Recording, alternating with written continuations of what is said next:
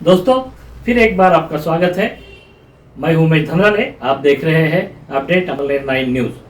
तो दोस्तों, दो खबरें बड़ी है हमारे हिंदुस्तान के लिए। एक अच्छी है, एक बुरी है।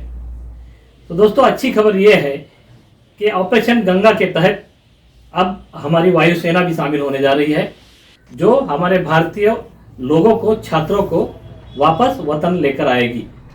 कुल 9 फ्लाइट अभी तक इंडिया पहुंची है, क्योंकि 7 फ्लाइट सुबह तक आई थी और 2 आने की तैयारी में थी, जो अब तक पहुंचने की कगार पर होगी। दूसरी दुखद खबर यह है दोस्तों, कर्नाटक से रहने वाली हमारी एक छात्रा युद्ध में मौत का शिकार हुई है। काफी दुखद घटना है दोस्तों। यह छात्रा खाना खत्म होने की वजह से खाना लेने के लिए बाहर निकली थी। इसकी दुखद मौत हुई है। दोस्तों, बुलेटिन की शुरुआत में ही हम यूक्रेन में कार्किव में जो हमारी छात्रा शहीद हुई, जो शिकार हुई, उसे हम अपडेट अमल 9 की तरफ से भावपूर्ण श्रद्धांजलि अर्पित करते हैं और खबरों के सिलसिले को आगे ले जाते हैं। तो दोस्तों, आज हम आपको युद्ध के 6वें दिन की पूरी जानकारी आप तक पहुंचाने की कोशिश करेंगे। साथ ही साथ आपको आज के ताज़ा तरीन विजुअल्स भी दिखाएंगे। इसी के साथ किस तरह से रूस ने आज कार्किव पर तीनों तरफ से हमला जारी कर दिया है, इसकी जानकारी भी देंगे। और रूस और यूक्रेन के बीच दूसरे दौर की चर्चा कब शुरू होगी, इसके बारे में भी जानकारी देंगे। तो चलते हैं दोस्तों यूक्रेन और रशिया की युद्ध भूमि पर। दोस्तों, आज के ताज़ा अपडेट कुल इस तरह है। रूस और बेलारूस पर रग्बी ने निलंबित की कार्रवाई की है। जब तक आगे की सूचना नहीं मिलती, तब तक रग्बी से ये दोनों देश जो है यह निलंबित होंगे। रूस की सेनाएं कीव की तरफ तेजी से बढ़ रही है। दूसरी ओर तकरीबन सैटेलाइट के पिक्चर्स अगर हम देखें तो 65 किलोमीटर्स की लाइन लगी हुई है। इसमें रूसी तोहफे हैं, बंकरबंद ट्रक्स है और कई सारे ऐसे घातक हथियारों के साथ यह लाइन रास्ते पर एक जगह पर रुकी हुई है। शायद यह राह देख रही है पुतिन के इशारे की कि कब पूरी ताकत के साथ कार्किव पर हमला किया जाए। दूसरी ओर यूक्रेन की जो गोरिल्ला नीति है, यह रूस पर भारी पड़ती हुई दिख रही है, क्योंकि जिस तरह से रूस को लगा था कि तीसरे या चौथे दिन तक ये पूरी लड़ाई समाप्त होगी और खार्किव समेत पूरे यूक्रेन पर रूस कब्जा कर लेगा, लेकिन आज युद्ध का 5वां दिन है, 6वां दिन है और 6वें दिन तक भी नुकसान यूक्रेन का बहुत बड़ी मात्रा में हुआ, लेकिन अभी भी खार्किव तक रूस के कब्जे में आ नहीं पाया है। तो आज की जो रात होगी वो कीव और खार्किव के लिए कयामत की रात होगी दोस्तों, क्योंकि पूरी ताकत के साथ रूस ने इन दोनों जगह पर हमले तेज कर दिए हैं। दूसरी ओर आज रूस की तरफ से खार्किव पर वैक्यूम बॉम्ब का उपयोग किया गया है, जिससे बड़ी मात्रा में यहाँ तबाही मची है और कई सारे रियायती इलाके भी इसमें। दूसरी ओर तिलिस्ता में सुबह ही सायरन बजा है। लोग बड़ी मात्रा में यूक्रेन छोड़कर जा रहे हैं।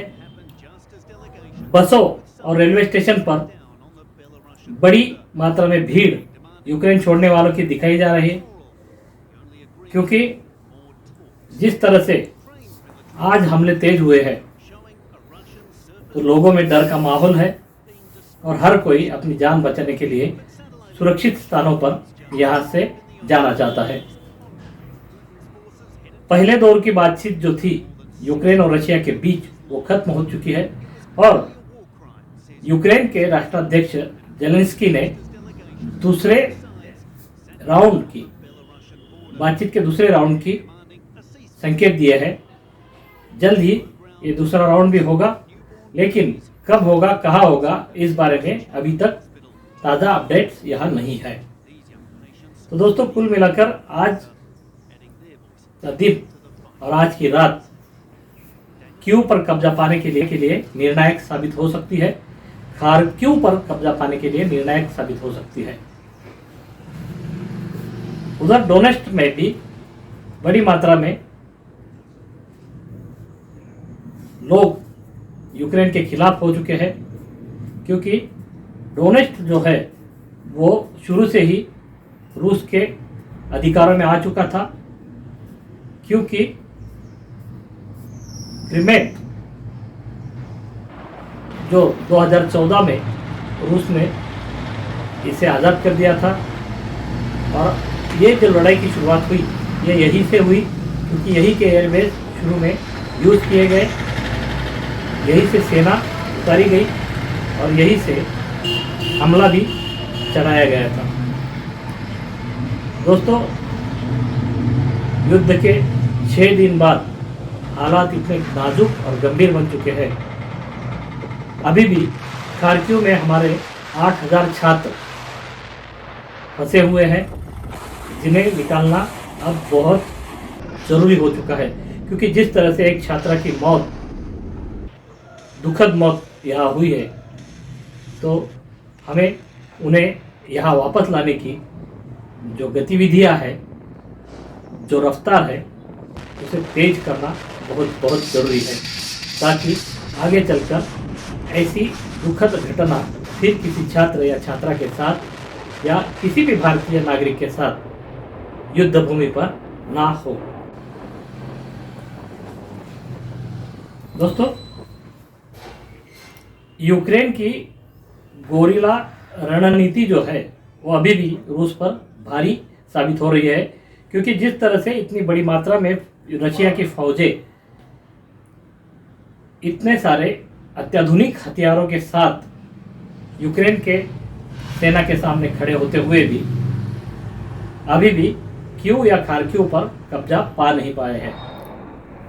दूसरी ओर यूक्रेन ने आरोप लगाया है रूस पर कि तकरीबन 1000 पाउंडर का बॉम्ब रूस ने यूक्रेन के खिलाफ इस्तेमाल किया है, जो रिहायती इलाकों पर भी इसका असर हुआ है। दूसरी ओर 12 राजनयिकों को अमेरिका से निकाला है। यह सभी रूस के थे और कनाडा जो है, कनाडा यूक्रेन की मदद के लिए अभी आगे आया है। कुल मिलाकर स्थितियां जो है ये काफ़ी गंभीर बनी हुई है। ऐसे में कब क्या होगा ये कोई बता नहीं सकता। दोस्तों, आज के एपिसोड में बस इतना ही। मैं इजाज़त चाहूँगा, क्योंकि यह आज अभी तक की ताज़ा अपडेट्स थी। इसके बाद में जैसे जैसे घटनाएं आगे बढ़ती है, हम आपको ताज़ा तरीन अपडेट्स देते जाएंगे। ताज़ा तरीन विजुअल्स के साथ आपको ये सब दिखाया जाएगा कि किस तरह से रशिया और यूक्रेन के बीच चल रही घमासान लड़ाई में नतीजे सामने आ रहे हैं। तब तक के लिए जय हिंद। और अगर आपने अभी भी हमारा चैनल सब्सक्राइब नहीं किया है तो सब्सक्राइब जरूर कीजिए, साथ में बेल आइकन दबाना ना भूलिए, ताकि आपको रोज़ाना दिन भर के अपडेट्स यूक्रेन और रशिया की लड़ाई के आपको आपके मोबाइल में मिल सके।